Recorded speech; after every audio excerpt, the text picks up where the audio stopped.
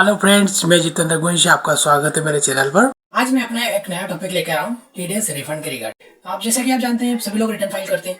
बहुत से लोगों का सैलरी पर टीडीएस कटता है, बहुत से का इंटरेस्ट पर टीडीएस कटता है, कमीशन पर भी टीडीएस कट जाता है। फिर रिटर्न फाइल करते हैं और उनकी अगर इनकम टैक्सेबल लिमिट होती है उससे कम होती है, टैक्सेबल लिमिट से कम होती है, तो उन्हें अपना टीडीएस रिफंड मिल जाता है।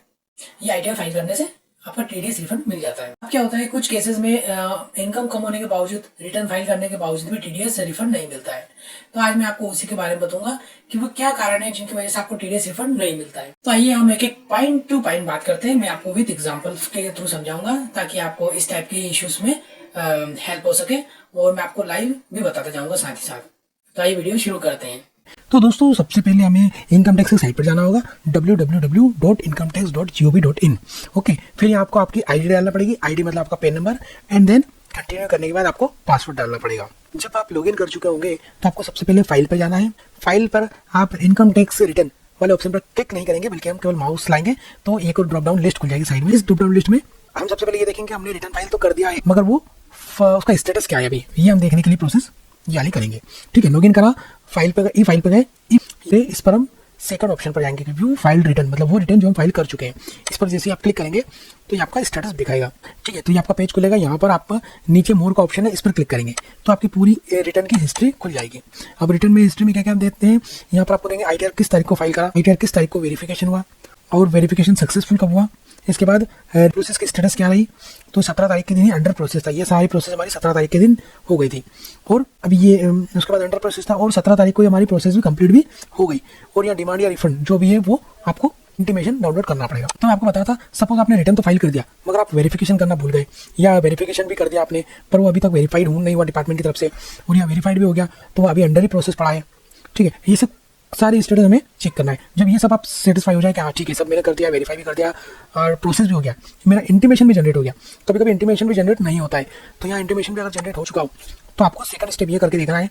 फिर आपको सर्विस में जाना है और एक बार देख लीजिए रिफंड री इशू। यहाँ पर देखिए ब्लैंक दिखा रहा है, मतलब डिपार्टमेंट की तरफ से कोई भी रिफंड आकर फेल नहीं हुआ, तो हमें यहाँ रिफंड री इशू की भी दिक्कत नहीं है। तो अब हम बात करेंगे, ये सब मैं आपको रिफंड के पहले स्टेटस देखने की बात बता रहा हूँ, उसके बाद मैं आपको बताऊंगा क्या वजह हो सकती है जिसकी वजह से आपका रिफंड नहीं आया। अगर आपका रिफंड नहीं आया है तो आप फिर ये कर सकते हैं। तो फिर हम बात करते हैं उन रीजंस की जिनकी वजह से आपका रिफंड अभी तक डिले हुआ है या आया नहीं है।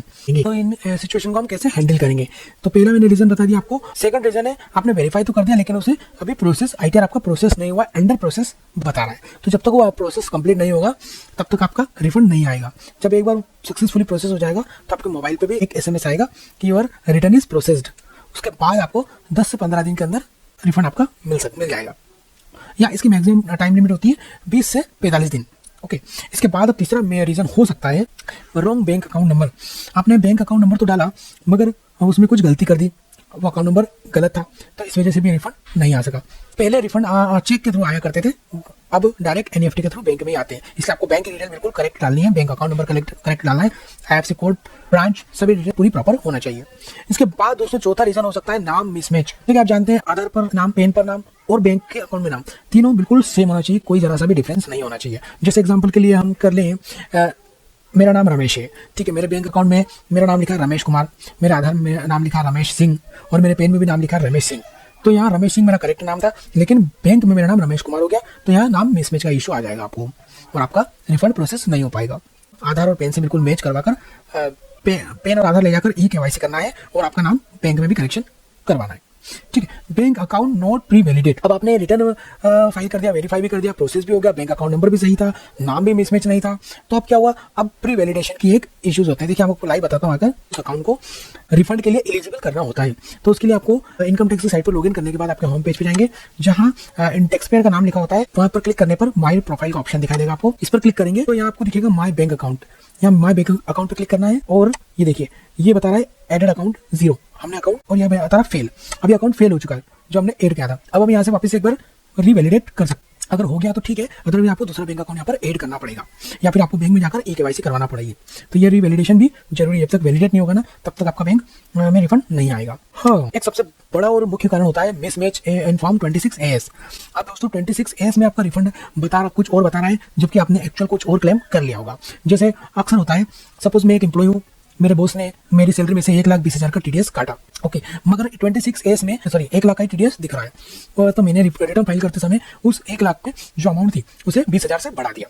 इस केस में भी टीडीएस रिफंड आने में दिक्कत आएगी, क्योंकि वो आपके 26A से डिफरेंट है। इस केस में अगर आप ऐसा अगर होता है तो आपको मैन्युअली उसे कुछ भी नहीं करना है, बल्कि आपको आपके जो भी डिडक्टर है, चाहे बैंक हो चाहे आपका ओनर हो, आपको वहाँ जाकर फॉर्म नंबर 16 यानी टीडीएस सर्टिफिकेट पहले लेना होगा, उसके बाद आप रिटर्न फाइल करेंगे।